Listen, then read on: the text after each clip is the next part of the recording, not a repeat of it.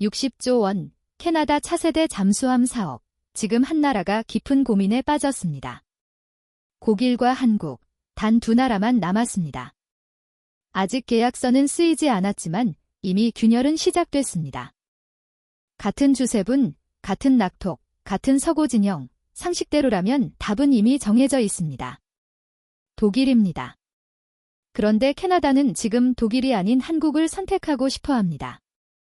문제는 단 하나, 이 파격적인 선택을 세계 앞에 어떻게 설명하느냐입니다. 그래서 캐나다는 명분을 찾고 있습니다. 한국을 선택할 수밖에 없는 완벽한 핑계를 말이죠. 반면 독일은 조용히, 그러나 집요한 압박을 시작했습니다. 질서를 깨써봐라, 손을 넘지 마라. 이 이야기는 잠수함이 아닌 세계 질서가 대한민국을 대하는 태도가 바뀌는 순간을 기록입니다. 그 은밀한 내막을 지금 공개합니다. 어디서 듣고 계신가요? 구독과 좋아요 잊지 마세요. 회의실 문을 열었을 때 이미 공기가 답을 정해놓고 있었습니다. 오타와 국방부 본관 13층, 회의실 안의 공기는 산소 농도가 희박해진 것처럼 팽팽했죠. 12명의 관료들이 뱉어내는 숨소리조차 하나의 이름 앞에 질서를 맞추고 있었습니다.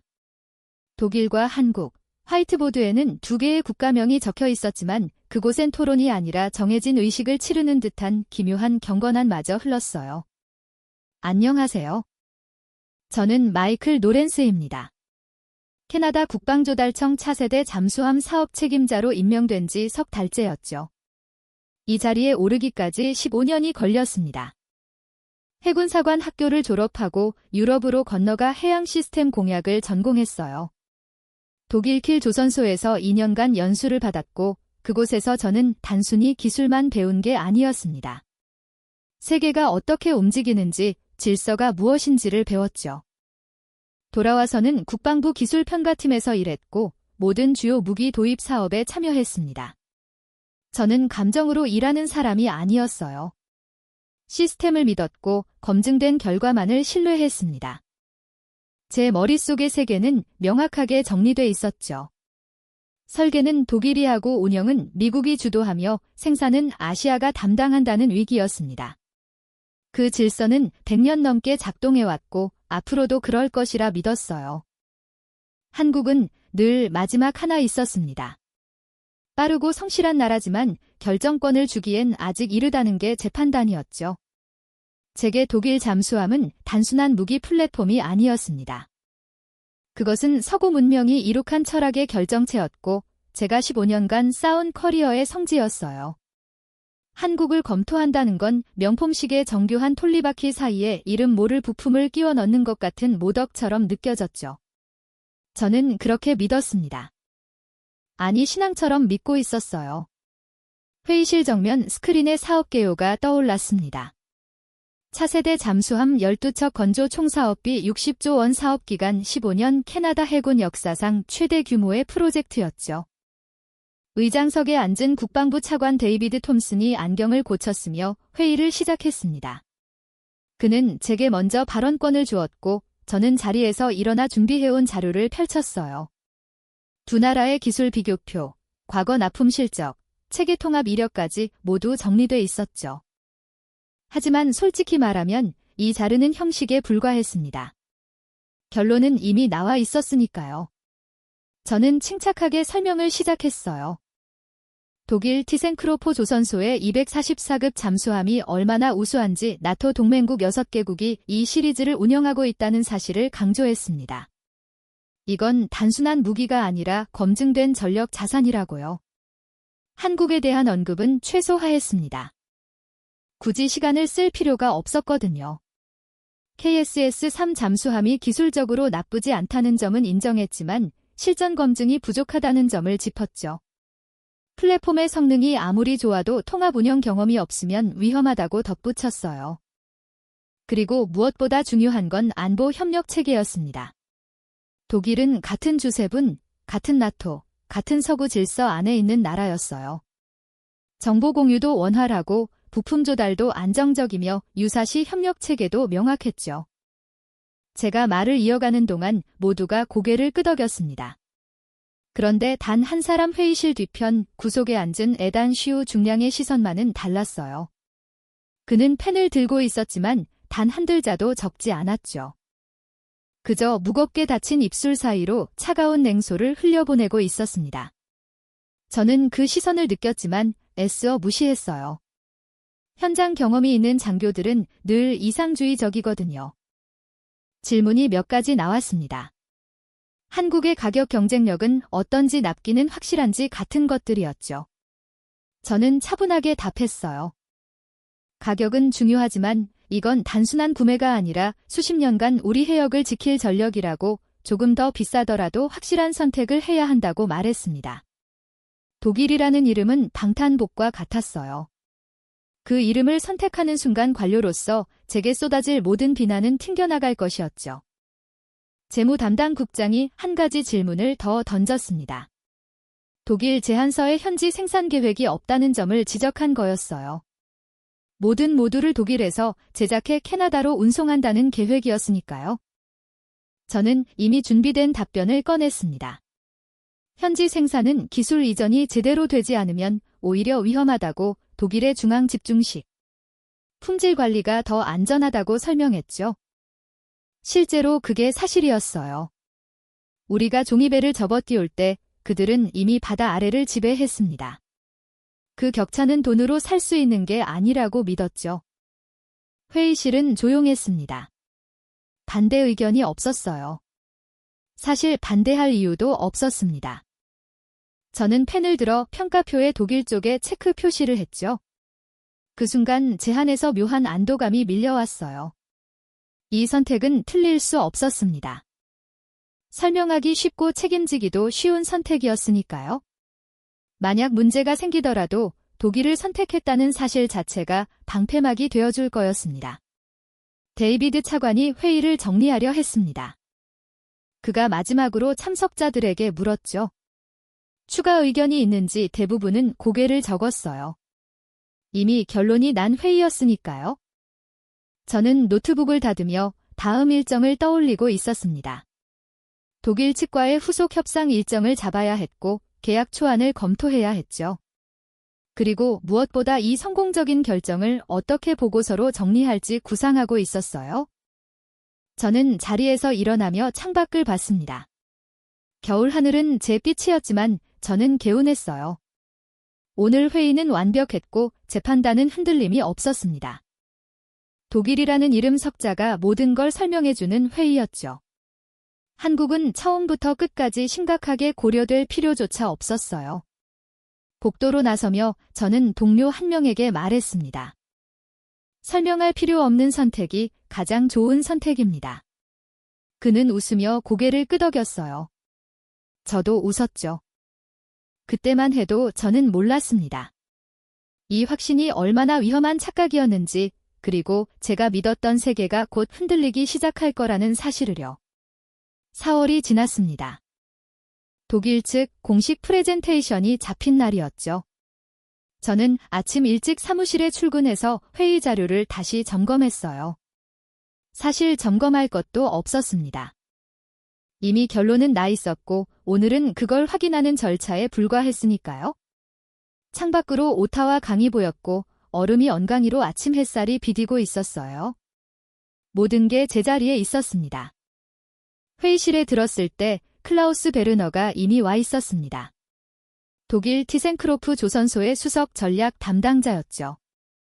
60대 초반 회색 정장에 금태 안경을 쓴 그는 서 있는 것만으로도 권위를 풍겼어요. 그는 제게 악수를 청했고 저는 그의 손을 잡았습니다. 손바닥이 건조하고 단단했어요. 수십 년간 계약서를 쥐어온 손이었죠. 클라우스는 간단한 인사를 건넸습니다. 캐나다의 겨울이 독일보다 더 춥다는 농담 같은 것이었어요. 하지만 그의 목소리에는 여유가 있었습니다. 이미 이긴 싸움을 하러 온 사람의 여유였죠.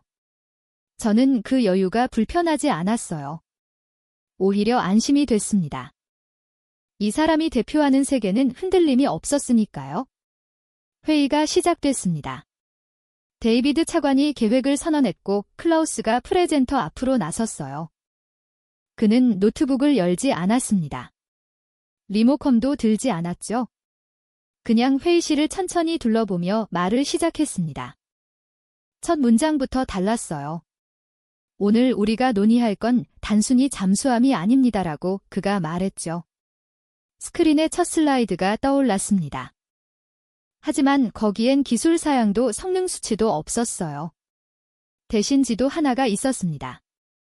북대서양 조약기구 나토의 회원국들이 파란색으로 표시된 지도였죠. 캐나다, 미국, 영국, 독일, 프랑스, 이탈리아. 클라우스는 그 지도를 가리키며 말했습니다. 우리는 수십 년간 함께 이 바다를 지켜왔다고, 이건 단순한 동맹이 아니라 운명 공동체라고 했어요. 저는 그의 말을 들으며 고개를 끄덕였습니다. 맞는 말이었어요. 우리는 같은 가치를 공유하고 같은 적과 싸우며 같은 미래를 꿈꾸는 나라들이었죠. 클라우스는 한국을 언급하지 않았습니다. 비난도 비교도 하지 않았어요. 그럴 필요가 없었거든요. 그냥 우리가 누구인지만 말하면 됐죠. 다음 슬라이드가 넘어갔습니다. 이번엔 독일 해군과 캐나다 해군의 합동훈련 사진들이었어요. 발트에서 함께 작전을 펼치는 장면, 정보를 공유하는 장면, 장교들이 악수하는 장면. 클라우스는 이 사진들을 보면 말했습니다. 안보는 혼자 만드는 게 아니라고, 신뢰는 하루아침에 쌓이는 게 아니라고 했죠. 그리고 덧붙였어요. 캐나다는 혼자 움직이는 나라가 아니라고요. 회의실이 조용해졌습니다. 그 말의 무게를 모두가 느꼈어요. 이건 단순한 프레젠테이션이 아니었습니다. 선택의 본질을 정의하는 자리였죠. 클라우스는 계속 말을 이어갔습니다. 잠수함은 단독으로 작동하는 무기가 아니라고, 정보망과 연결돼야 하고 부품 조달이 원활해야 하며 긴급 상황에서 즉각 지원받을 수 있어야 한다고 설명했어요. 그는 구체적인 사례를 들었습니다. 2018년 노르웨이 해군의 독일제 잠수함이 북해에서 고장났을 때 독일 본사에서 48시간 내에 기술진을 파견했다고 부품을 공수했고 일주일 만에 작전을 복구시켰다고 말했죠. 이게 동맹이라고, 이게 책이라고 했어요. 저는 그 말에 깊이 공감했습니다. 우리가 원하는 건 바로 그거였으니까요. 클라우스는 슬라이드를 한 장 더 넘겼습니다. 이번엔 유럽 공동방산 구매책에 대한 설명이었어요. 독일이 주도하는 다국적 협력 프로그램이었죠. 프랑스, 네덜란드, 스페인, 폴란드가 참여하고 있었고 부품 표준화와 정비 인프라 공유가 가능한 시스템이었습니다. 클라우스는 말했어요. 캐나다도 이 책에 참여할 수 있다고, 독일 잠수함을 선택하는 순간. 여러분은 유럽 전체의 방산 네트워크에 접속하는 거라고요. 저는 메모를 하기 시작했습니다. 이건 단순한 제품 구매가 아니었어요. 하나의 생태계로 들어가는 문이었죠. 클라우스는 그 문이 얼마나 견고한지, 얼마나 안전한지를 차근차근 보여주고 있었습니다. 그의 말투는 설득하는 게 아니었어요. 그냥 사실을 나열하는 것 뿐이었죠. 하지만 그 사실들이 쌓이면서 하나의 거대한 구조가 만들어지고 있었습니다. 재무 담당국장이 질문을 던졌습니다. 가격 경쟁력은 어떤지, 다른 나라들보다 비싸지 않은지 물었어요. 클라우스는 잠시 리소를 지었습니다. 친절하지만 단호한 리소였죠. 그는 대답했어요. 물론 독일 제품은 저렴하지 않다고, 하지만 캐나다가 지금 사려는 건 제품이 아니라 미래라고 말했습니다. 수십 년간 안정적으로 작동할 체계이고 문제가 생겼을 때 즉각 대응받을 수 있는 보험이며 무엇보다 동맹국들과 함께 움직일 수 있는 자격이라고 했죠. 그의 말은 정확했습니다. 가격은 숫자지만 가치는 구조였어요. 저는 그 구조 안에 있고 싶었습니다. 아니, 이미 그 안에 있다고 믿었죠. 클라우스는 다음 슬라이드로 넘어갔어요. 이번엔 기술 이야기가 나왔지만 깊이 들어가지 않았습니다. 연료전지 시스템, 소음, 감소기술, 센서 통합 같은 키워드만 언급했죠. 그는 이미 알고 있었어요. 기술은 중요하지 않다는 걸, 진짜 중요한 건 누가 만들었느냐는 거였죠. 회의실에서 고개를 끄덕이는 사람들이 늘어났습니다. 모두가 같은 결론으로 향하고 있었어요. 클라우스는 마지막 슬라이드를 띄었습니다. 거기엔 독일 국旗와 캐나다 국旗가 나란히 있었고 그 아래 한 줄의 문장이 적혀 있었죠. 함께 지킨 과거 함께 만들 미래. 그는 그 문장을 잊지 않았습니다. 그냥 회의실을 다시 한번 둘러보며 말했어요. 이 선택은 단순히 오늘만을 위한 게 아니라고, 우리 아이들이 살아갈 세계를 위한 거라고요. 저는 펜을 내려놓았습니다. 더 이상 메모할 게 없었어요. 클라우스는 설득한 게 아니었습니다. 그냥 우리가 누구인지 상기시켰을 뿐이었죠. 우리는 서구 질서의 일원이고 그 질서는 100년 넘게 작동해왔으며 앞으로도 그럴 거라는 사실을요. 한국이 아무리 빠르고 저렴해도 그들은 이 질서 밖에 있었습니다. 데이비드 차관이 박수를 쳤고 회의실의 박수가 퍼졌어요. 저도 박수를 쳤습니다. 클라우스는 고개를 숙여 인사했죠. 그의 얼굴에 승리의 기색이 없었어요. 당연한 결과를 확인했을 뿐이니까요. 회의가 끝나고 사람들이 일어서기 시작했습니다. 몇몇인 클라우스에게 다가가 악수를 청했고 그는 여유롭게 응했어요. 저는 자리에 앉아 창밖을 봤습니다. 오타와 강은 여전히 얼어 있었고 하늘은 맑았어요. 모든 게 제자리에 있었습니다. 클라우스의 프레젠테이션은 완벽했어요. 기술이 아니라 본질을 말했고 제품이 아니라 관계를 설명했으며 현재가 아니라 미래를 제시했죠. 저는 이 선택이 틀릴 수 없다는 확신이 더 단단해지는 걸 느꼈습니다. 복도로 나서 동료 하나가 제게 물었어요. 오늘 프레젠테이션 어땠냐고. 저는 간단히 대답했습니다. 질서를 봤습니다라고요. 그는 고개를 끄덕이며 웃었죠. 저도 웃었습니다. 클라우스는 우리에게 새로운 걸 보여준 게 아니었어요. 우리가 이미 믿고 있던 걸 더 명확하게 만들어줬을 뿐이었죠. 그리고 그게 가장 강력한 설득이었습니다. 클라우스의 프레젠테이션이 끝나고 이틀이 지났습니다. 저는 독일 집과의 계약 초안을 검토하고 있었어요. 사무실 책상 위에는 200페이지가 넘는 문서가 쌓여 있었고 모든 조항이 완벽했습니다. 나쁜 일정 품질 보증, 기술 지원 체계까지 빈틈이 없었죠. 저는 형광펜으로 중요한 부분을 체크하며 만족스러운 미소를 지었어요. 이 프로젝트는 제 커리어의 정점이 될 거였습니다. 그때 이메일 알림이 떴습니다. 발신자는 에단쇼 중령이었어요. 제목은 간단했죠. 추가 검토 요청 자료. 저는 마우스를 움직여 메일을 열었습니다. 짧은 문장 하나와 첨부 파일이 있었어요. 그는 이렇게 썼습니다. 실제 함정 운영 경험을 바탕으로 작성한 비교 분석이며 검토가 필요할 것 같다고요. 저는 잠시 망설였습니다. 이미 결론이 난 사안인데 굳이 추가 자료를 볼 필요가 있을까 싶었죠. 하지만 저는 파일을 열었습니다. 전문가로서 모든 자료는 검토해야 한다는 원칙이 있었으니까요. 첫 페이지가 화면에 나타났을 때 저는 눈을 가늘게 떴어요. 제목은 실제 해상 작전 가동률 비교 분석이었습니다. 부제로 독일 244급 대 한국 KSS-3 운영 데이터 실증 연구라고 적혀 있었죠. 저는 스크롤을 내리기 시작했습니다. 에단은 서론에서 자신의 배경을 밝혔어요. 해군 함정에서 15년간 복무했고 그중 5년은 잠수함 승조원으로 근무했다고 했습니다. 그는 이론이 아니라 현장을 아는 사람이었죠. 그 가슴 문장이 눈에 들어왔어요. 잠수함의 진짜 가치는 설계도에 있지 않고 바다 위에서 측정됩니다라고요. 저는 미간을 찌푸렸습니다. 뭔가 불편한 느낌이 들었어요. 본론으로 들어갔습니다. 에단은 3가지 핵심 지표를 제시했어요. 첫째, 연간 출항 가능 일수. 둘째, 계획 정비 소요기간. 셋째, 돌발 고장 발생 빈도. 그는 이 수치들을 실제 운영 중인 해건들로부터 수집했다고 밝혔습니다. 출처는 인도네시아 국방부 공개보고서, 싱가포르 해군 백서 그리고 독일 해군 자체 감사문서였죠. 모두 검증 가능한 자료였어요. 표가 나타났습니다. 독일 244급 잠수함의 연간 출항 가능 일수는 평균 210일이었습니다. 계획 정비는 62일이 소요됐고 돌발 고장은 연간 평균 3.2회 발생했어요. 나쁜 수치가 아니었습니다. 오히려 세계 평균보다 우수한 편이었죠. 저는 안도했어요. 역시 독일 제품은 믿을만하다고 생각했습니다.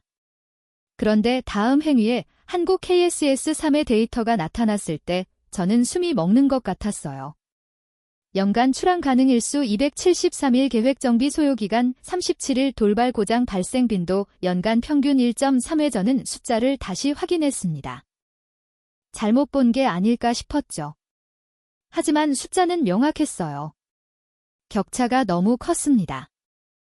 출항 일수는 62일 차이, 정비 기간은 15일 차이. 이건 단순한 오차 범위가 아니었어요. 저는 계산기를 꺼냈습니다. 잠수함 12척을 운영한다고 가정했을 때 실제로 바다에 나가 있을 수 있는 전력이 얼마나 차이 나는지 계산해봤죠. 결과는 충격적이었습니다. 독일 잠수함은 평균 7척이 작전 투입 가능한 반면 한국 잠수함은 9척이 가능했어요. 저는 의자에 깊숙이 기대며 천장을 바라봤습니다. 이건 말이 안 됐어요. 독일은 100년 넘게 잠수함을 만들어 온 나라였고 한국은 고작 20년 역사밖에 없었죠. 어떻게 이런 차이가 날 수 있을까요? 저는 다시 보고서로 눈을 돌렸습니다. 레단이 이유를 분석해 놓았을 거라 생각했어요. 다음 섹션은 원인 분석이었습니다. 레단은 3가지 요인을 지적했어요. 첫째, 설계 철학의 차이. 독일은 완벽한 성능을 추구하지만 그만큼 복잡하고 한국은 실용성과 정비성을 우선시한다고 했습니다. 둘째, 부품 조달 체계. 독일은 유럽 전역에서 부품을 조달하지만 물류 시간이 걸리고 한국은 국내 통합 생산으로 즉각 대응이 가능하다고요. 셋째, 정비 문화. 독일은 완벽한 정비를 위해 시간을 들이지만 한국은 빠른 복귀를 목표로 한다고 설명했죠. 저는 이 분석을 읽으며 불편했습니다. 레단의 말이 틀렸다고 할 수 없었거든요. 저도 킬 조선소에서 2년간 있으면서 느꼈던 거였어요.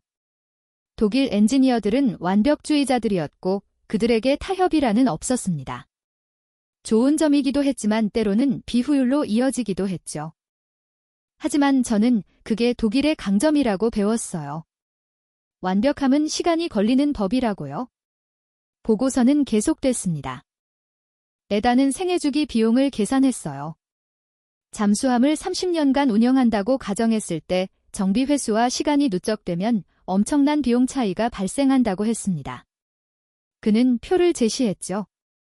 독일 잠수함 30년 운영하면 정비 비용만 35조 원, 한국 잠수함은 23조 원, 12조 원 차이였어요.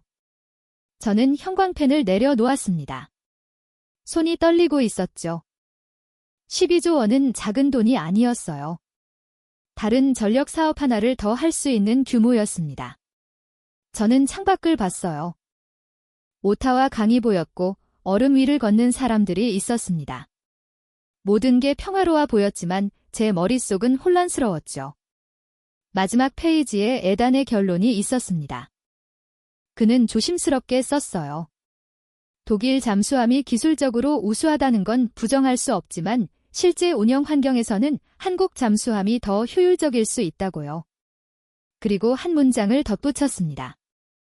우리에게 필요한 건 완벽한 잠수함이 아니라 실제로 바다에 나가 있을 수 있는 잠수함입니다. 하라고요. 저는 모니터를 끄고 자리에서 일어났습니다. 창가로 걸어가 밖을 바라봤어요. 해가 기울고 있었고 그림자가 길게 늘어져 있었습니다. 제 그림자도 책상 위로 길게 뻗어 있었죠. 저는 지난 15년을 떠올렸습니다. 독일에서 배운 것들, 유럽에서 본 것들, 제가 믿어왔던 질서들. 그 모든 게 흔들리는 느낌이었어요. 하지만 저는 고개를 저었습니다. 아니야, 이건 숫자 노름일 뿐이야. 레단은 현장 경험은 있지만 전략적 시각이 부족해. 잠수함은 단순히 바다에 나가 있는 시간만으로 평가할 수 없어. 동맹, 정보 공유, 체계 통합, 이런 것들이 더 중요하다고 스스로를 설득했죠. 저는 책상으로 돌아와 독일 계약서를 다시 펼쳤습니다. 계속 검토를 이어가려 했어요. 하지만 집중이 안 됐습니다. 눈은 계약서를 보고 있었지만 머릿속에는 에단의 숫자들이 맴돌았어요. 273일 때 211, 371 때 62일, 12조 원의 저는 펜을 들었다가 다시 내려놓았습니다. 그리고 또 다시 내려놓았죠. 처음으로 제 손이 확신 없이 흔들리고 있었어요. 저는 에단에게 답장을 써야 한다고 생각했습니다. 하지만 뭐라고 써야 할지 몰랐어요. 자료를 받았다고만 쓸까요? 아니면 추가 검토가 필요하다고 쓸까요? 저는 키보드 위에 손을 올렸지만 한 글자도 치지 못했습니다. 그냥 화면을 바라보고만 있었죠. 해가 완전히 졌습니다. 사무실에 불을 켜지 않아 어둠이 내렸어요. 저는 어둠 속에 앉아 생각했습니다. 이 숫자들을 어떻게 해석해야 할까? 무시해야 할까 아니면 진지하게 받아들여야 할까? 독일이라는 이름은 여전히 강력했지만 에단의 보고서는 그 이름 아래 감춰진 현실을 드러냈어요. 저는 처음으로 이런 생각을 했습니다. 혹시 내가 틀렸던 걸까? 아니, 틀렸다는 게 아니라 불완전했던 걸까? 제가 본 건 설계도와 명성분이었고 에단이 본 건 바다와 현실이었죠. 저는 깊은 한숨을 쉬었습니다. 이 보고서는 뜻밖이었어요. 그리고 불편했습니다. 왜냐하면 무시할 수 없었거든요. 일주일이 지났습니다. 저는 에단의 보고서를 계속 들여다보고 있었어요. 무시하려 했지만 그럴 수 없었죠. 숫자들이 머릿속에서 지워지지 않았습니다. 그 사이 데이비드 차건은 추가 회의를 소집했어요.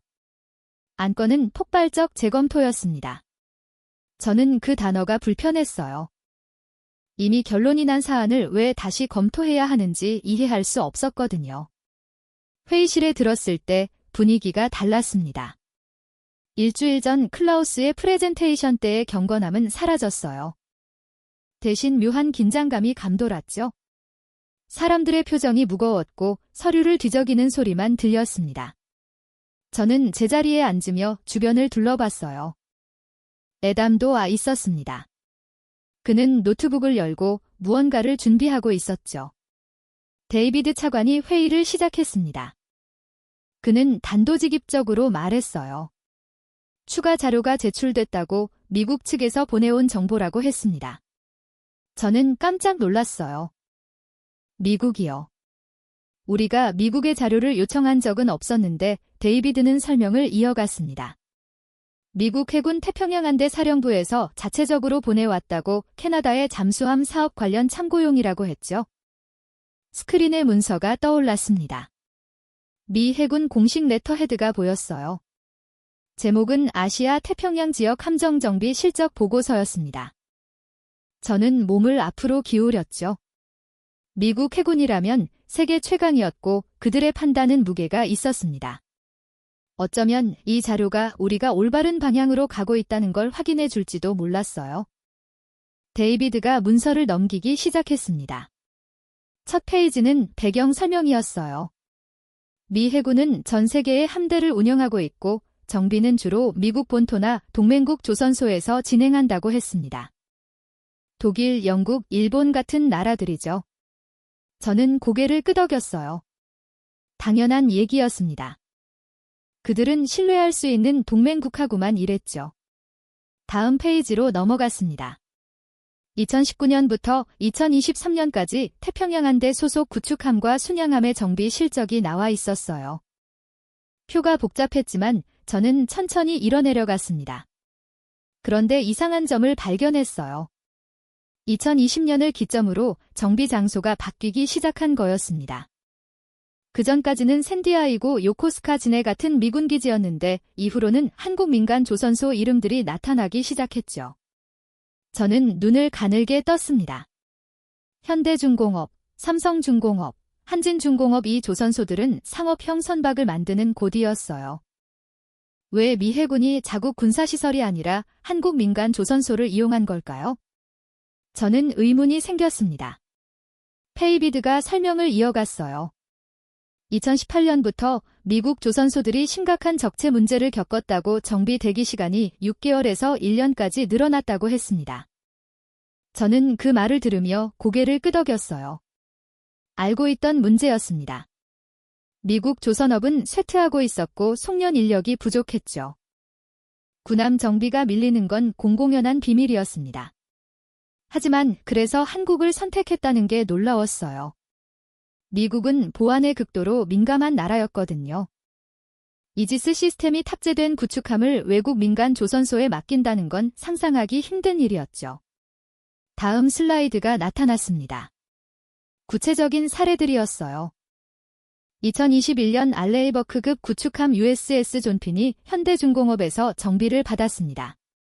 예정 기간은 45일이었고 실제 소요 기간도 45일이었어요.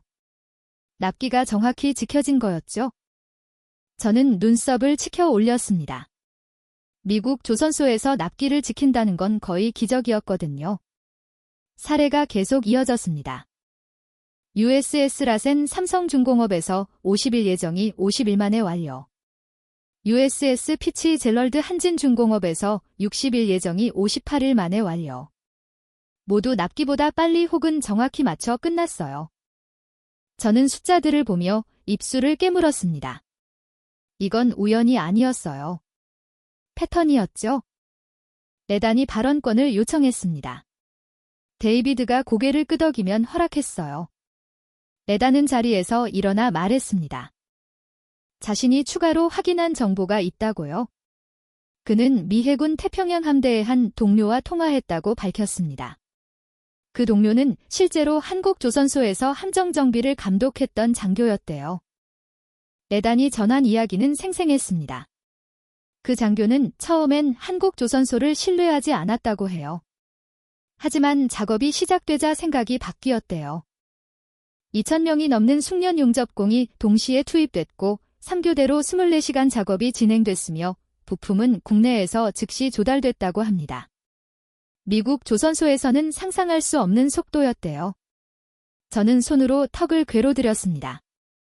불편했어요.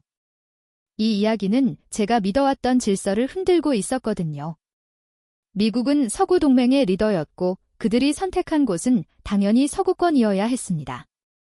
그런데 그들은 한국을 선택했어요. 효율 때문에, 속도 때문에, 신뢰도 때문에요. 다음 자료가 나왔습니다. 이번엔 비용 비교였어요. 같은 규모의 정비를 미국 조선소에서 하면 2억 달러, 한국 조선소에서 하면 1억 3천만 달러 30% 저렴했습니다. 그리고 놀라운 건 품질이었어요. 미 해군의 품질 검사 결과 한국 조선소의 용접 불량률이 미국 조선소보다 낮았다고 나와 있었죠. 회의실이 조용해졌습니다. 누구도 말하지 않았어요. 저는 주변을 둘러봤습니다. 모두가 같은 생각을 하고 있는 것 같았죠. 만약 미국이 한국을 선택했다면 우리도 다시 생각해 봐야 하는 거 아닐까? 데이비도 차관이 침묵을 깼습니다. 그가 저를 바라보며 물었어요. 이 자료에 대해 어떻게 생각하느냐고요? 저는 잠시 말을 고르다가 대답했습니다. 참고할 만한 정보라고, 하지만 우리 상황과는 다르다고 했어요. 미국은 정비를 맡긴 거고 우리는 새로운 잠수함을 도입하는 거라고 말했죠. 설계부터 건조까지 모든 과정이 다르기 때문에 직접 비교는 어렵다고 덧붙였습니다. 제 목소리는 침착했지만 손은 떨리고 있었어요. 재무 담당 국장이 질문을 던졌습니다. 하지만 미국이 품질을 신뢰했다는 건 중요한 지표 아니냐고요. 세계 최강의 해군이 자국 조선소 대신 한국을 선택했다는 건 기술력을 인정했다는 의미 아니냐고 물었습니다. 저는 대답하기 어려웠어요. 그 말이 틀렸다고 할 수 없었거든요. 레단이 다시 말했습니다. 미국 장교가 전한 말 중에 인상 깊었던 게 있다고요? 한국에서 수리하니 일정이 지켜졌습니다. 라는 문장이 어때요? 간단하지만 강력한 메시지였죠. 실전 부대에게 일정은 생명이었어요. 예정보다 늦어지면 작전에 차질이 생기고 그건 국가안보에 직결되는 문제였습니다. 저는 펜을 들어 메모를 하는 척했습니다. 하지만 아무것도 쓰지 못했어요. 머릿속이 복잡했거든요. 미국 사례는 강력했습니다. 이론이 아니라 실증이었고 추측이 아니라 결과였죠. 그들은 이미 한국을 시험했고 만족했으며 계속 사용하고 있었어요. 데이비드 차관이 회의를 정리했습니다. 모든 자리를 종합해서 재평가하겠다고 다음 주에 최종 회의를 소집하겠다고 발표했어요. 저는 고개를 끄덕였지만 마음이 무거웠습니다. 회의가 끝나고 사람들이 나가기 시작했죠. 저는 자리에 그대로 앉아 있었습니다. 창밖을 봤습니다. 오타와 강이 보였고 얼음이 조금씩 녹기 시작하고 있었어요. 봄이 오고 있었습니다. 하지만 제 안에서는 뭔가 얼어붙는 느낌이었어요. 미국 자료는 결정타였습니다. 제가 아무리 독일의 명성을 강조해도 미국의 선택이라는 사실 앞에서는 힘이 없었죠. 저는 노트북을 닫으며 생각했습니다. 이 프로젝트는 제 커리어의 정점이 될 거라고 믿었어요. 하지만 지금은 확신할 수 없었습니다. 제가 옳은 방향으로 가고 있는지 아니면 고집을 부리고 있는 건지 구분이 안 됐어요. 미국이 먼저 시험했다는 사실은 더 이상 무시할 수 없는 진실이었습니다. 회의가 끝나고 저는 사무실로 돌아왔습니다. 오후 5시였지만 이미 어두웠어요. 겨울이 끝나가는 시기였지만 애는 여전히 일찍 잤죠. 저는 책상에 앉아 오늘 본 미국 자료를 다시 펼쳤습니다. 숫자들이 눈에 들어왔지만 집중이 안 됐어요. 머릿속이 복잡했거든요. 그때 휴대폰이 울렸습니다. 모르는 번호였습니다. 저는 잠시 망설이다 받았어요. 마이클 노렌스입니다. 하라고 말하자 익숙한 목소리가 들렸습니다. 클라우스 베르너였어요. 그는 차분하게 말했죠. 저녁 식사를 함께하면 어떻겠냐고 호텔 근처 조용한 레스토랑을 알고 있다고 했습니다. 저는 순간 주저했어요. 비공식 만남이었고 기록도 남지 않을 자리였죠. 하지만 거절할 이유도 없었습니다. 좋습니다라고 대답했어요. 1시간 후 저는 리도 운하 근처에 프랑스 레스토랑이 있었습니다. 작고 조용한 곳이었어요. 손님도 몇 명 없었고 구석 테이블에 클라우스가 앉아 있었습니다. 그는 일어나 저를 맞이했고 우리는 악수를 나눴죠. 웨이터가 메뉴를 가져왔지만 클라우스는 간단히 와인만 주문했습니다. 식사가 목적이 아니라는 걸 알 수 있었어요. 와인이 나왔습니다. 클라우스는 잔을 들어 가볍게 건배를 제안했어요. 저도 잔을 들었죠. 우리는 마셨지만 침묵이 흘렀습니다. 불편한 침묵이었어요. 클라우스가 먼저 말을 꺼냈습니다. 오늘 회의는 흥미로웠습니다라고 그가 말했죠. 저는 고개를 끄덕였지만 대답하지 않았어요. 클라우스는 와인잔을 천천히 돌리며 말을 이었습니다. 미국 자료가 인상적이었다고 한국 조선소의 능력을 부정할 생각은 없다고 했어요. 그의 목소리는 여유로웠습니다. 하지만 다음 문장에서 톤이 미미하게 바뀌었죠. 다만 능력과 선택은 다른 문제입니다라고 그가 말했습니다. 클라우스를 바라봤어요. 그는 미소를 띠고 있었지만 눈빛은 차갑게 느껴졌죠. 무슨 뜻입니까? 가라고 제가 물었습니다. 클라우스는 몸을 뒤로 기대며 대답했어요. 마이크, 당신은 똑똑한 사람입니다.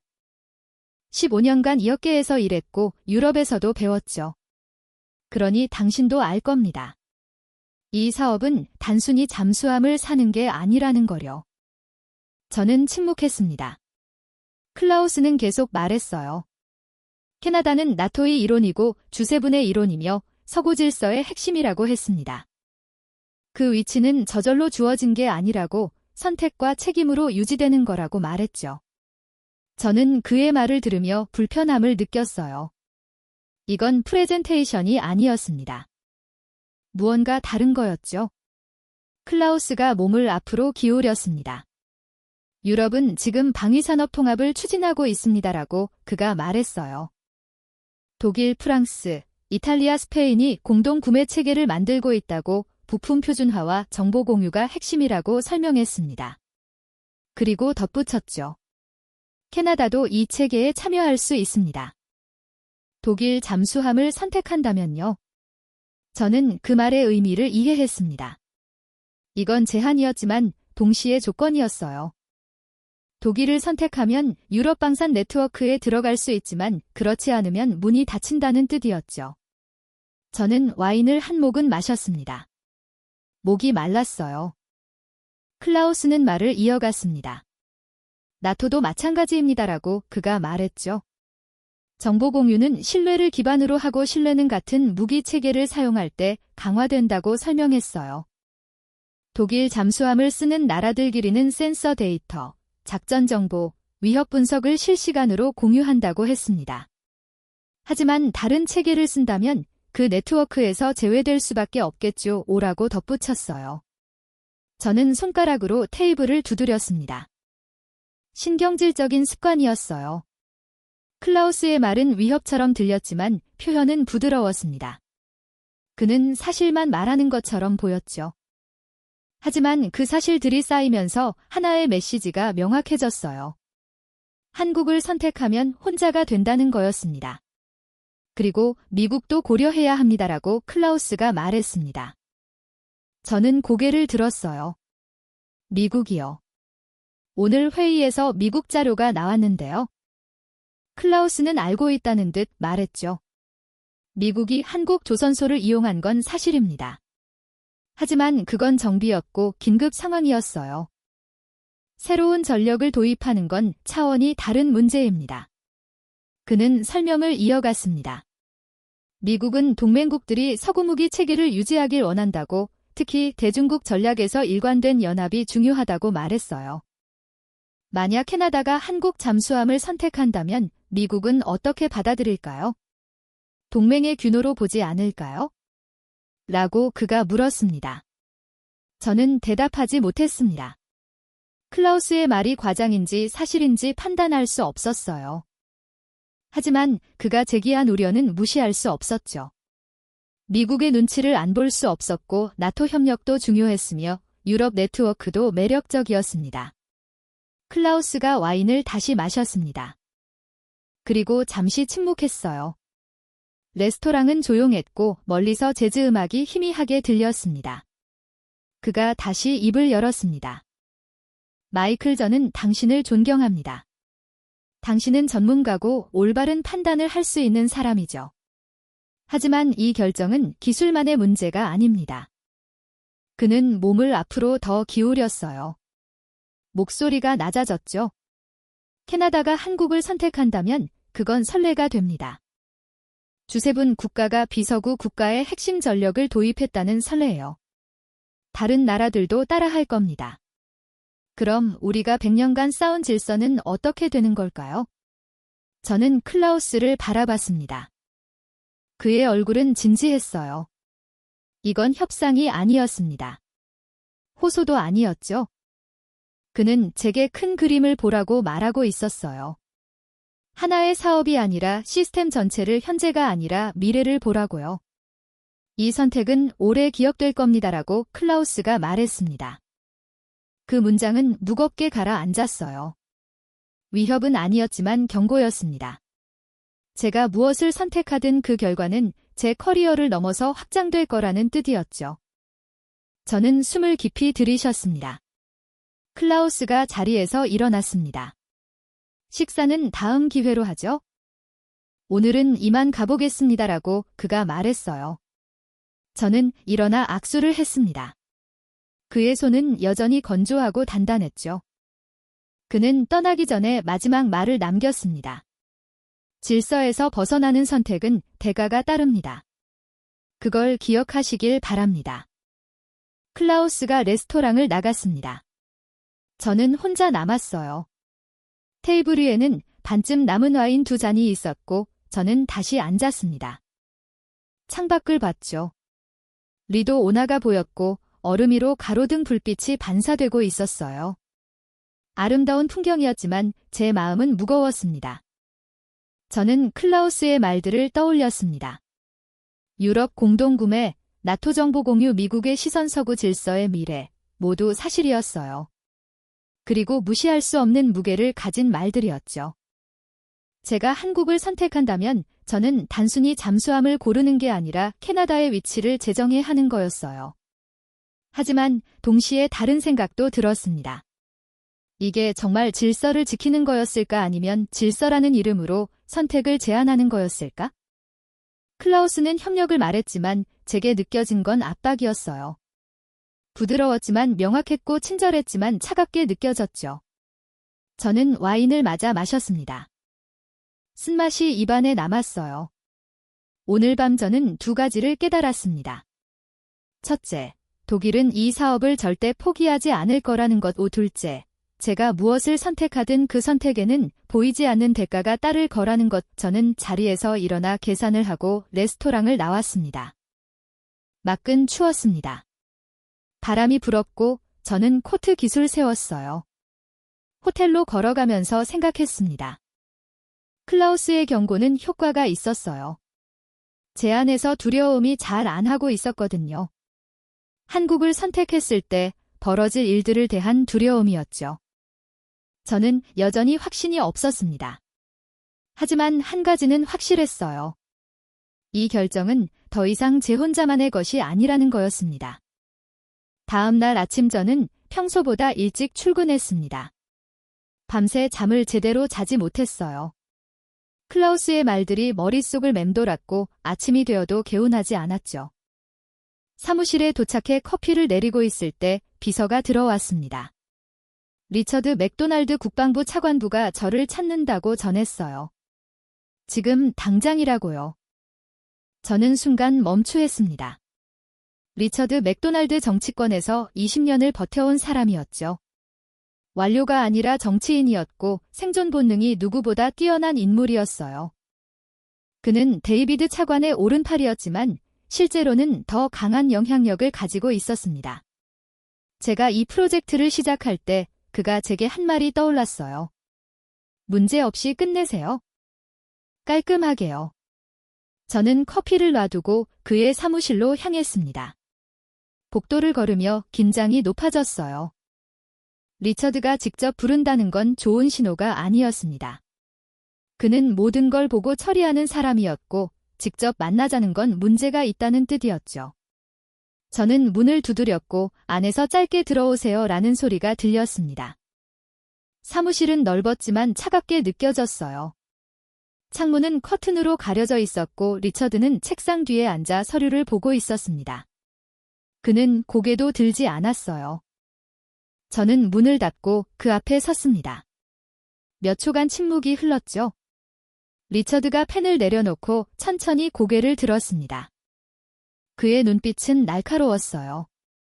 앉으세요라고 그가 말했습니다. 저는 의자에 앉았죠.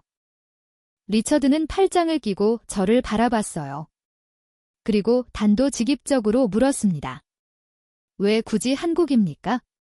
저는 숨이 막히는 것 같았어요. 질문이 아니었습니다. 수공이었죠. 저는 침착하게 대답하려 했습니다. 추가 검토 결과 한국이 운영 효율 면에서 우수하다는 데이터가 라고 말을 시작했지만 리처드가 손을 들어맞았어요. 데이터 얘기는 그만하세요. 저는 숫자를 묻는 게 아닙니다. 저는 왜 당신이 이 상황을 복잡하게 만들고 있는지 묻는 겁니다. 저는 말문이 막혔습니다. 리처드는 몸을 앞으로 기울이며 말을 이어갔어요.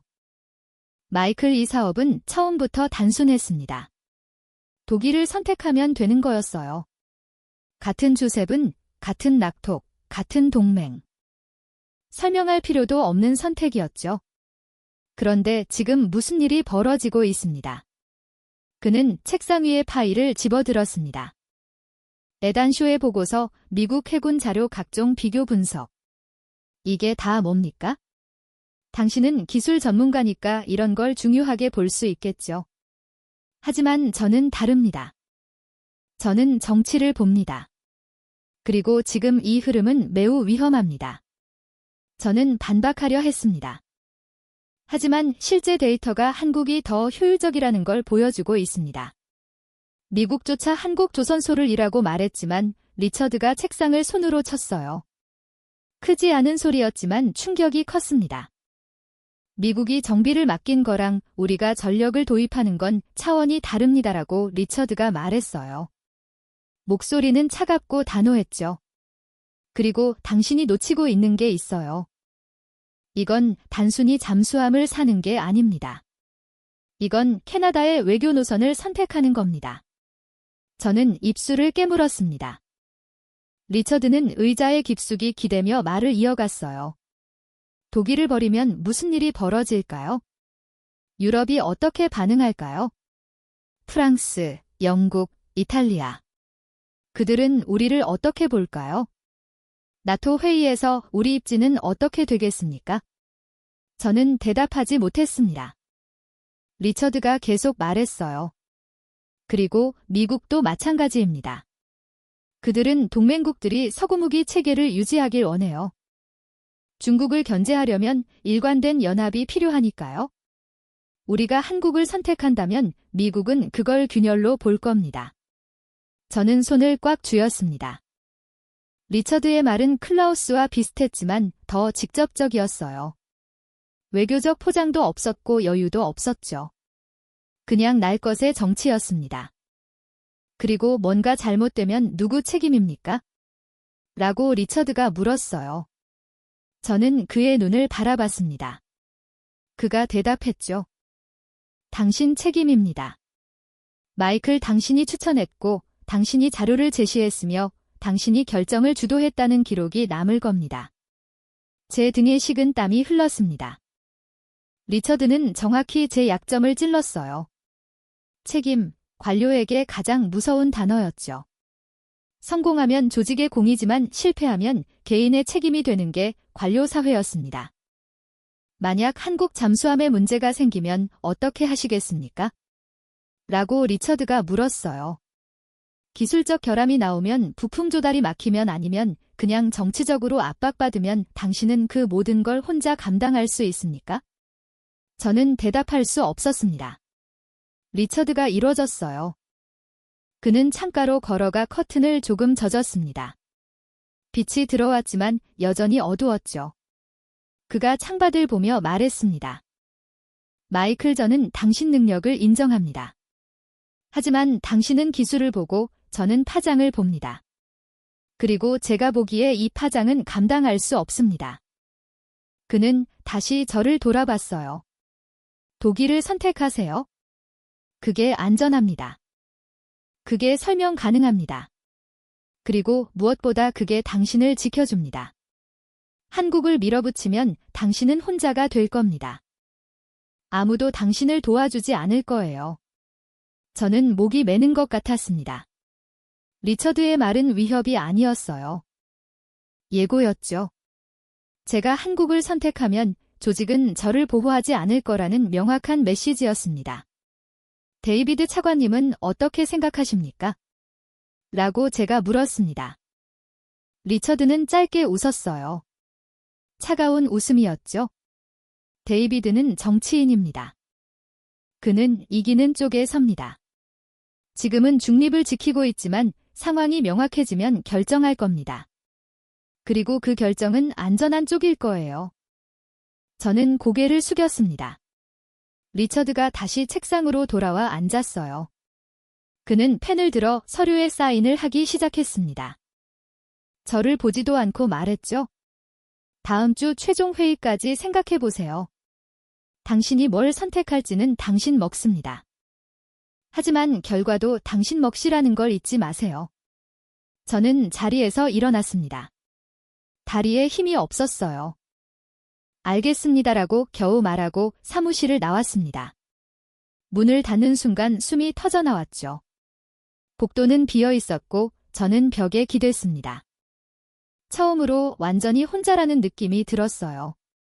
외부에서는 독일이 압박했고 내부에서는 리처드가 경고했습니다. 에다는 데이터를 주었지만 그도 결정권이 없었죠. 데이비드 차관은 중립이었고 다른 동료들은 침묵했습니다. 결국 이 결정은 제 혼자 짊어져야 할 짐이었어요. 저는 복도를 걸어 제 사무실로 돌아왔습니다. 책상에는 여전히 독일 계약서와 에단의 보고서가 놓여 있었어요. 두 개의 길이 명확하게 보였습니다. 하나는 안전하지만 비효율적이고 다른 하나는 효율적이지만 위험했죠. 저는 의자에 앉아 창밖을 봤습니다. 오타와 강의 얼음이 녹고 있었어요. 봄이 오고 있었지만 제 안은 여전히 겨울 같았습니다. 리처드의 말이 귀가에 맴돌았어요. 당신은 기술을 보지만 나는 파장을 봅니다. 그리고 마지막 경고, 혼자가 될 겁니다. 저는 두 손으로 얼굴을 감췄습니다. 15년 커리어 중 가장 어려운 순간이었어요. 옳은 선택이 무엇인지는 알았지만 그 선택을 할 용기가 있는지는 확신할 수 없었습니다. 내부에서 터진 총성은 외부의 압박보다 더 아팠어요. 왜냐하면 그건 제가 의지해야 할 조직이 저를 버릴 수 있다는 걸 의미했으니까요. 4월 밤을 제대로 자지 못했습니다. 리처드의 경고와 클라우스의 압박이 머릿속에서 충돌했고 에단의 데이터와 제 양심이 싸웠어요. 책상 앞에 앉아 있어도 아무것도 진전되지 않았습니다. 독일을 선택하면 안전하지만 비효율적이고 한국을 선택하면 효율적이지만 제 커리어는 끝날 거였죠. 셋째 날 밤 저는 사무실에 혼자 남아 있었습니다. 모두가 퇴근한 후였어요.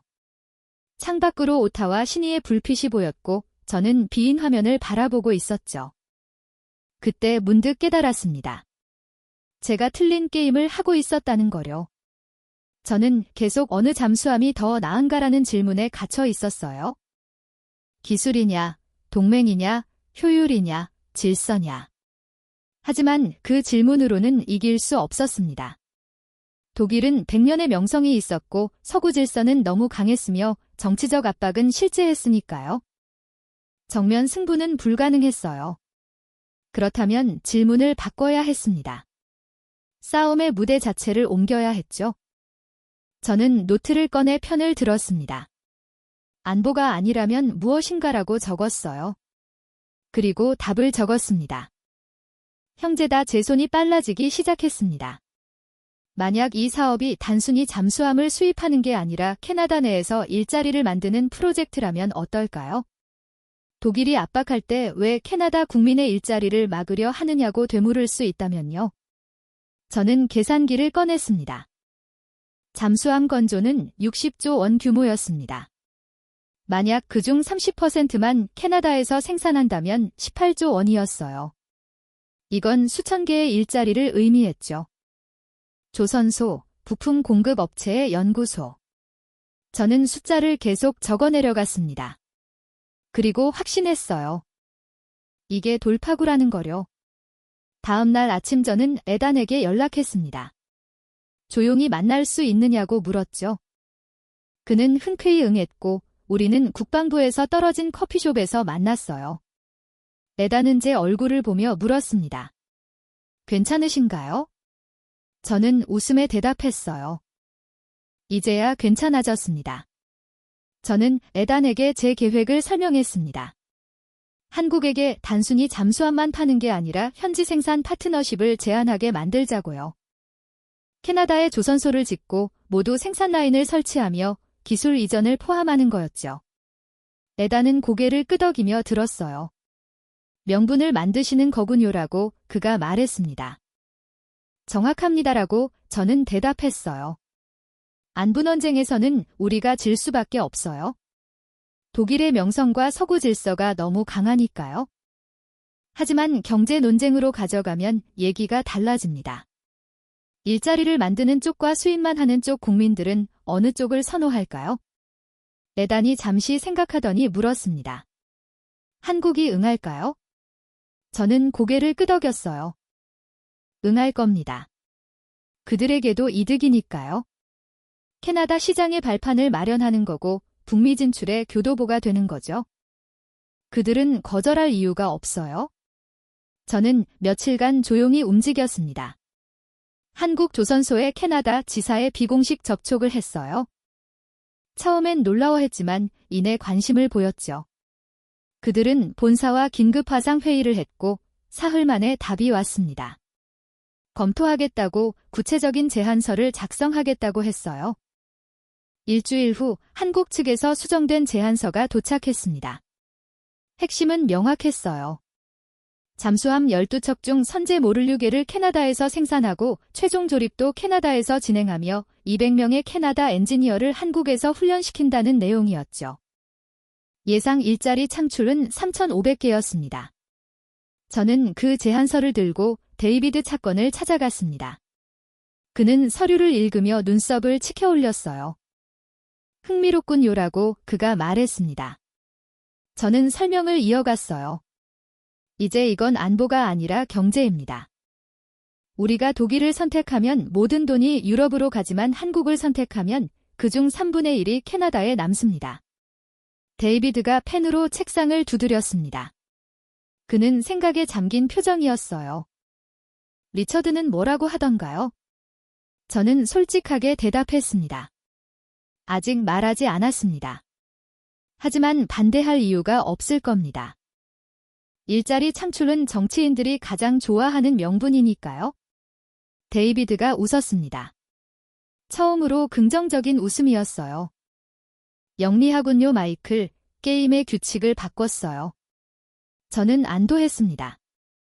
데이비드의 지지를 얻은 거였죠. 그가 말을 이었어요. 이 내용을 다음 회의에서 공식 제안하세요. 모두를 놀라게 할 겁니다. 다음 회의가 열렸습니다. 회의실은 긴장감으로 가득했어요.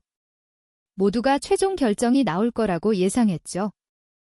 데이비드가 제게 발언권을 주었고 저는 자리에서 일어났습니다. 스크린에 한국의 수정 제안서를 띄웠어요. 새로운 제안을 받았습니다라고 저는 말을 시작했습니다. 한국 측이 현지 생산 파트너십을 제시했습니다. 회의실이 슬렁했어요.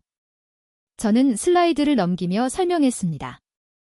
모듈을 생산 최종 조립, 기술 이전 일자리 창출 숫자들이 화면을 채웠죠. 재무 담당 국장이 먼저 반응했습니다. 3,500개 일자리라고요. 저는 고개를 끄덕였어요. 예상치입니다.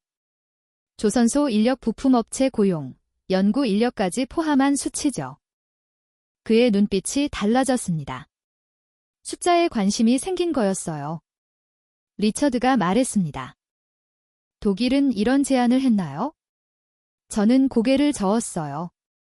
아닙니다. 독일은 중앙집중식 생산을 고수하고 있습니다. 모든 것을 독일에서 만들어 캐나다로 운송하는 방식이죠. 리처드가 팔짱을 끼며 생각에 잠겼습니다. 에단이 발언권을 요청했습니다. 기술적으로 가능한가요? 라고 그가 물었어요. 저는 준비된 답변을 했습니다. 한국은 이미 인도네시아와 유사한 프로그램을 진행했습니다. 현지 생산과 기술 이전을 병행했고 성공적으로 완료했죠. 검증된 모델입니다. 데이비드 차관이 회의실을 둘러봤습니다. 의견이 있으신가요? 몇몇을 손을 들었지만 반대 의견은 없었어요.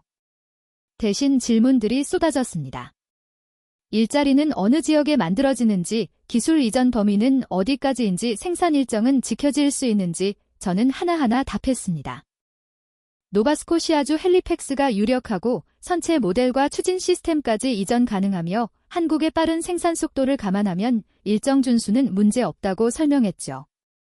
회의실 분위기가 완전히 바뀌었습니다.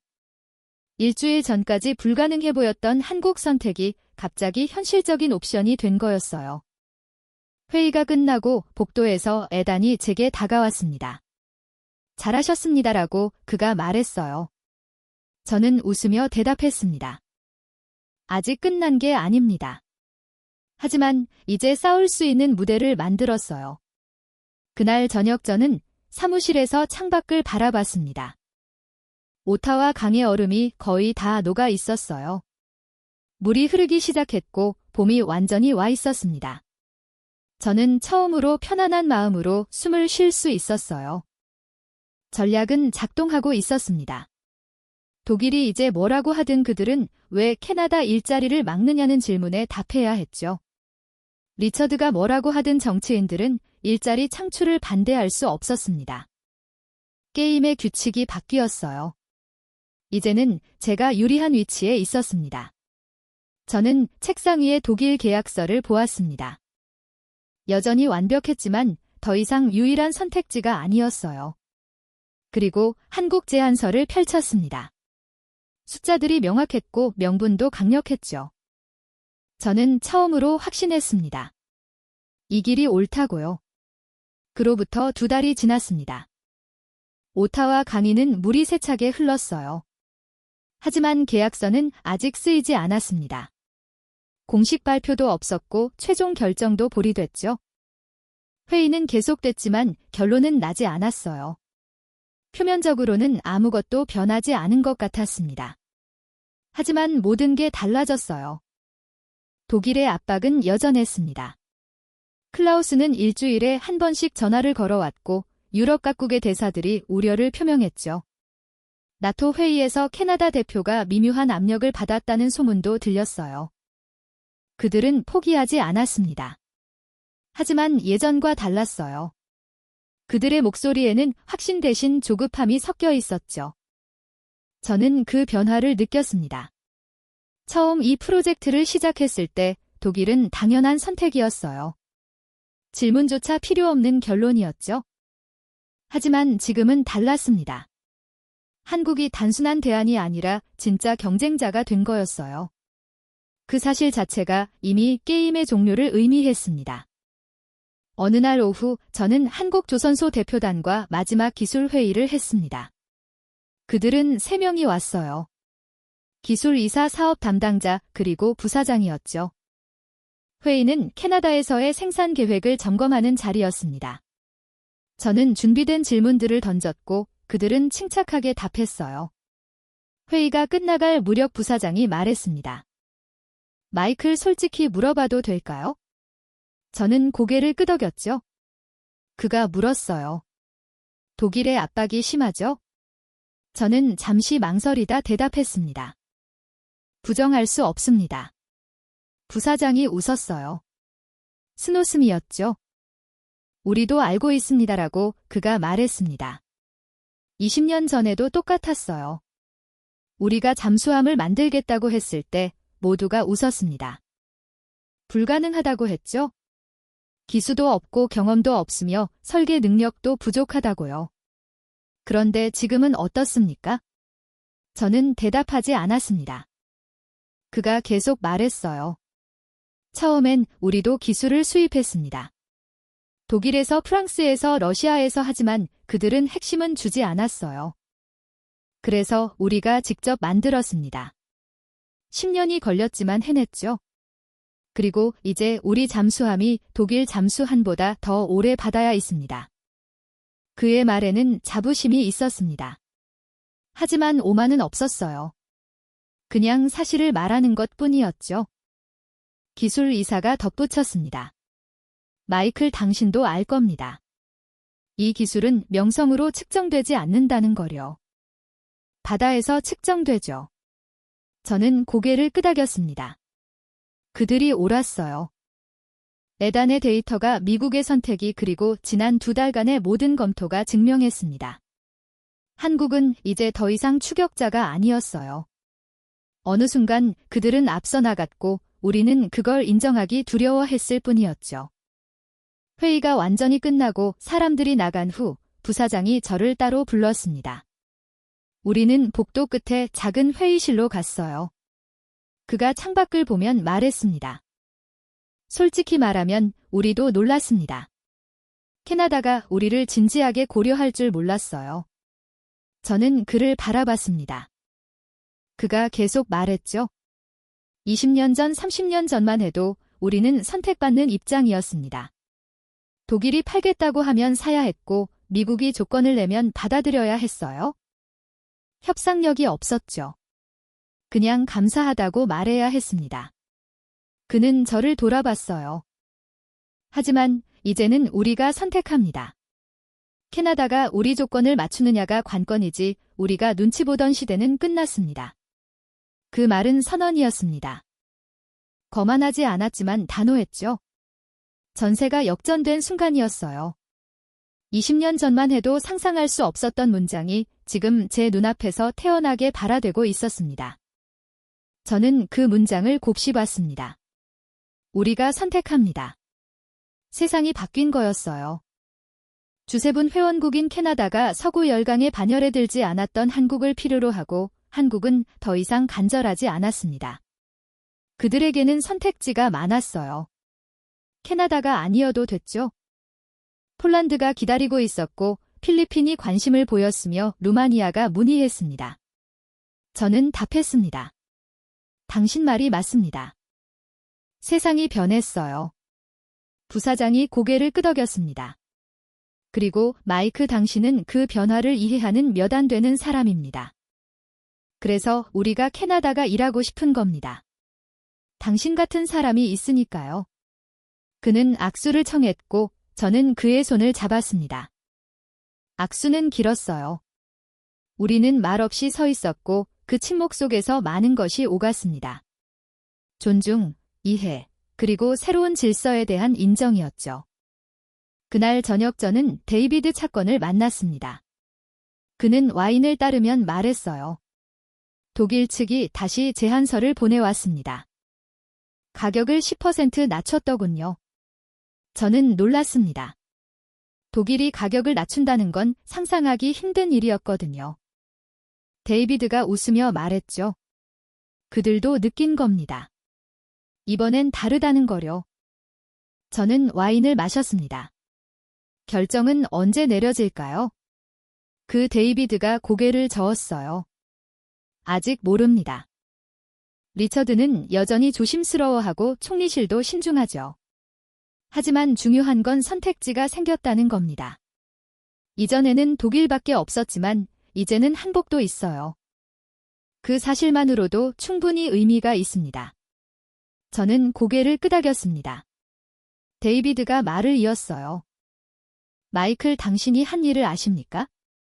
당신은 단순히 잠수함을 비교한 게 아닙니다. 세계관을 재검토하게 만들었어요. 우리가 당연하게 여기던 질서를 다시 보게 했죠. 저는 창밖을 봤습니다. 오타와 시니의 불이 켜지고 있었어요. 본밤은 따뜻했고 거리엔 사람들이 걷고 있었습니다. 평범한 풍경이었지만 제게는 달라 보였어요. 모든 것이 조용히 변하고 있었습니다. 다음 날 저는 사무실에서 2개의 제안서를 나란히 놓았습니다. 왼쪽은 독일, 오른쪽은 한국. 2달 전만 해도 비교 자체가 불가능해 보였던 구도였어요. 하지만 지금은 대등했습니다. 아니, 어쩌면 한국이 앞서 있었죠. 계약서는 아직 쓰이지 않았습니다. 서명도 없고 발표도 없었어요. 독일의 압박은 계속됐고 내부의 우려도 사라지지 않았죠. 하지만 누구도 부정할 수 없는 사실이 있었습니다. 세계가 보고 있다는 것, 주세븐 회원국 2개가 주세븐에도 속하지 대하는 아시아의 한 나라를 사이에 두고 경쟁하고 있다는 것, 그 장면 자체가 이미 결론이었어요. 저는 지난 몇 달을 떠올렸습니다. 처음 회의실에 들었을 때 제게 세계는 명확했어요. 독일, 미국, 유럽, 그게 중심이었고 나머지는 주변이었죠. 한국은 그저 빠른 추격자일 뿐이었습니다. 하지만 이제 저는 알았어요. 제가 본 건 과거의 세계였고 현실은 이미 앞서 나갔다는 거려. 우리가 선택받던 시대는 끝났습니다. 이제는 우리도 선택해야 하고 경쟁해야 하며 조건을 맞춰야 했어요. 주세븐이라는 이름만으로는 충분하지 않았죠. 질서는 흔들렸고 그 균열 속에서 새로운 구도가 만들어지고 있었습니다. 저는 컴퓨터를 켜고 보고서를 작성하기 시작했습니다. 제목은 차세대 잠수함 사업 최종 평가였어요. 결론은 아직 비워뒀습니다. 채워질 날이 올 거였지만 그게 언제일지는 몰랐죠. 하지만 한 가지는 확실했습니다. 그 결론이 무엇이든 세계는 이미 변했다는 것, 그리고 저는 그 변화의 증인이었다는 것. 창밖으로 오타와 강이 보였습니다. 얼음은 완전히 녹았고 물은 힘차게 흘렀어요. 봄은 왔고 새로운 계절이 시작됐습니다. 저는 처음으로 미소를 지었어요. 두려움이 아니라 기대로요. 미래는 불확실했지만 그 불확실성은 가능성이기도 했으니까요. 계약서는 아직 쓰이지 않았습니다. 하지만 중요한 건 이제 우리에게 선택권이 있다는 거였어요.